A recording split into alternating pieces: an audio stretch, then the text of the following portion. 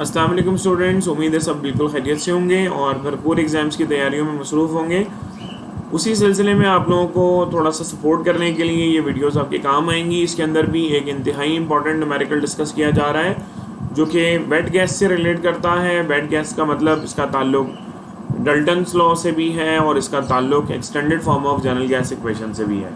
तो लिहाजा एक इंतहाई इंपॉर्टेंट न्यूमेरिकल है जिसमें स्टूडेंट समटाइम जो है ना वो कई सिली एरर्स कर जाते हैं। वो सिली एरर कहाँ करते हैं आपको इस वीडियो में हम इंशाल्लाह समझाने की कोशिश करेंगे ताकि आप उन एरर्स से महफूज रहें और बेहतरीन अंदाज में स्कोर करने के लिए अपने आप को प्रिपेयर कर सकें।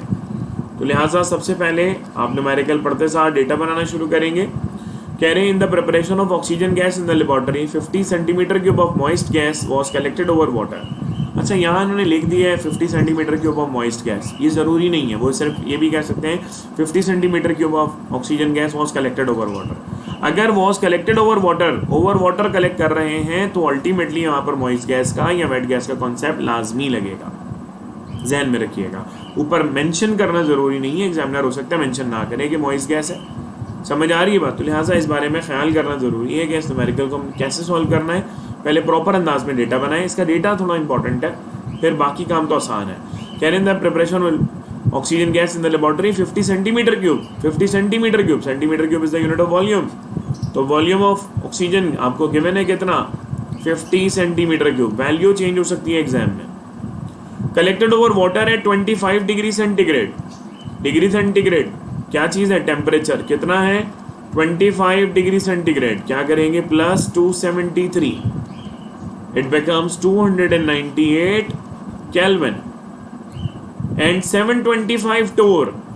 प्रेशर आपको दिया हुआ है 724 टोर। अच्छा, चूंकि ये गैस पानी पे कलेक्ट हुई है तो ये जो प्रेशर है ये प्रेशर लाजमी किसका है? वेट गैस का है, मॉइस्ट गैस का है, क्योंकि ये पानी पर कलेक्ट हुई है। कह रहे हैं what volume of dry oxygen. What volume of dry oxygen. तो बेटा आपसे क्या पूछा है? वॉल्यूम। तो पहला वाला वॉल्यूम क्या कहलाएगा? V1। दूसरा वाला क्या कहलाएगा? V2, जो आपको फाइंड आउट करना है। ठीक है। Dry oxygen at STP was produced at STP standard temperature. तो बेटा इसका मतलब पहला वाला टेम्परेचर क्या होगा? T1। दूसरा वाला क्या होगा? T2। और स्टैंडर्ड टेम्परेचर कितना होता है बेटा? 0 degree centigrade, which is equivalent to 273 kelvin. STP pressure भी गिवन है। तो पहला वाला प्रेशर क्या होगा बेटा? P1। दूसरा वाला क्या होगा? P2। तो स्टैंडर्ड प्रेशर कितना होता है बेटा? 1 atm, which is equivalent to 760 torr. ठीक है। अब मामला क्या है? जो आपसे वॉल्यूम उन्होंने पूछा है, उन्होंने कहा what volume of dry oxygen was produced at STP। तो ड्राई का अगर वॉल्यूम पूछा है तो बेटा यहाँ जो प्रेशर है, ये प्रेशर आपको जो गिवन है ये किसका है? वेट का। और आपसे पूछा किसका है? ड्राई का। आपसे वॉल्यूम किसका पूछा है? ड्राई का। तो आपने क्या करना है कि यहाँ पर जो P1 है, ये P1 आपने कौन सा यूज करना है? ड्राई का यूज करना है बेटा। तो P1 ड्राई का कैसे यूज करना है बेटा? किसी भी चीज को ड्राई कैसे किया जाता है? खुश्क कैसे किया जाता है? उसमें से पानी हटाया जाता है। तो बेटा पानी हटाने के लिए आपको जो ऊपर प्रेशर दिया है वो वेट गैस का है, यानी इंक्लूडिंग वाटर है। और उन्होंने यहाँ पर आपको क्या कह दिया बेटा? ये देखें, the vapour pressure of the water at 25 degree centigrade is 24 टोर। और आपको उन्होंने वेपर प्रेशर दे दिया पानी का। तो पानी के प्रेशर को अगर वेट गैस के प्रेशर में से माइनस कर दें, यानी पानी को हटा दें, तो आपके पास ड्राई गैस का प्रेशर आ जाएगा। तो सिंपल आपने यहाँ पर P1 कौन सा वाला यूज़ करना है बेटा? मैं ये समझाना चाह रहा हूँ, ड्राई का यूज़ करना है। और ड्राई का यूज़ करने के लिए वेट का प्रेशर कितना है? 724। इसमें से वेपर प्रेशर ऑफ वाटर कितना दिया है? 24 टोर। ये आपने क्या कर देना है? माइनस कर देना है। इट बिकम्स 700 टोर। बस ये चीज़ इंपॉर्टेंट है। स्टूडेंट यहाँ गलती करते हैं कि ये जो P1 है ना बेटा, ये आपने कौन सा वाला यूज़ करना है? ड्राई का। और आपको जो गिवन है वो किसका दिया हुआ है, वेट का दिया हुआ है।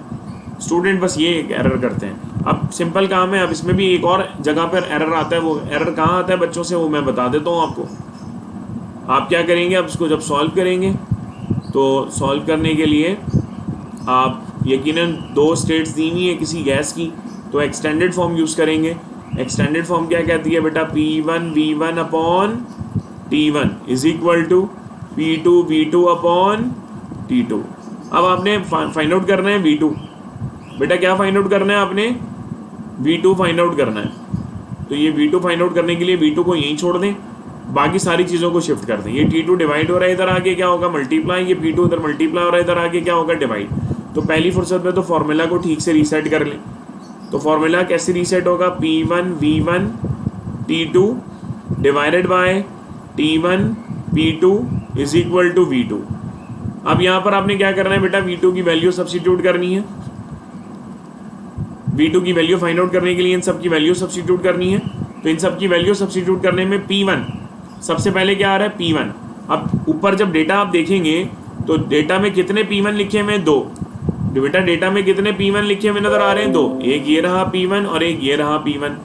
ये जो 2 P1 नजर आ रहे हैं, इनमें से आपने ये वाला P1 यानी जिसके ऊपर मैं डबल टिक लगा रहा हूँ, ये वाला P1 आपने यूज करना है।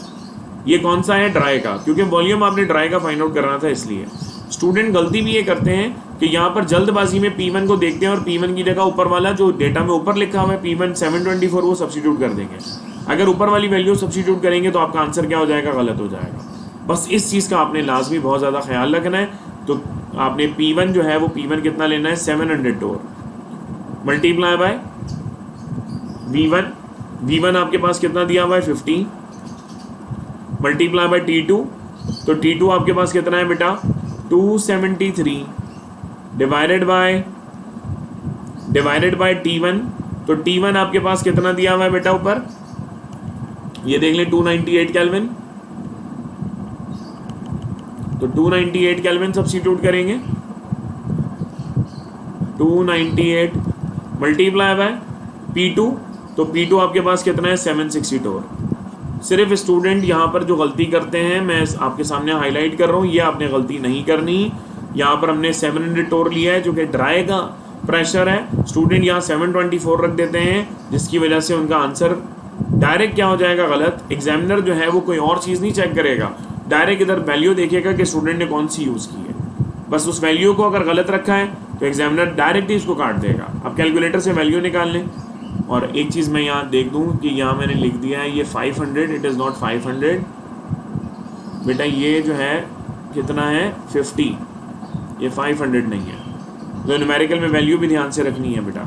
700 multiply by 50 multiply by 273 divided by 298 divided by 760। तो ये वैल्यू आपके पास आ रही है कितनी, 42.1891। और वॉल्यूम है तो पहला वाला वॉल्यूम सेंटीमीटर क्यूब में है, तो बेटा दूसरा वाला भी किस में आ जाएगा, सेंटीमीटर क्यूब में आ जाएगा। और यूनिट को कन्वर्ट करने की ज़रूरत नहीं होती है एक्सटेंडेड फॉर्म में, सिवाय टेम्परेचर के। टेम्परेचर आपने लाजमी केल्विन में लेना है। हाँ अलबत्ता प्रेशर और वॉल्यूम किसी भी यूनिट में गिवन हो तो आपने वही यूज़ करने हैं। बस उनका ख्याल ये रखना है कि यूनिट आइडेंटिकल हो, यूनिट सेम होने चाहिए। मैं उम्मीद करता हूं कि आप ये सिली एरर नहीं करेंगे। वेट गैस के न्यूमेरिकल एग्जाम में आते हैं, आप इसकी अच्छी प्रैक्टिस करें।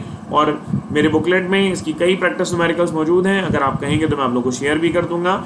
जिसको भी जो है एक्स्ट्रा प्रैक्टिस न्यूमेरिकल्स की ज़रूरत हो तो कमेंट सेक्शन में मुझसे रब्ता करें। वीडियो को लाजमी लाइक करें, चैनल को सब्सक्राइब करें और शेयर करें। जज़ाकल्लाह।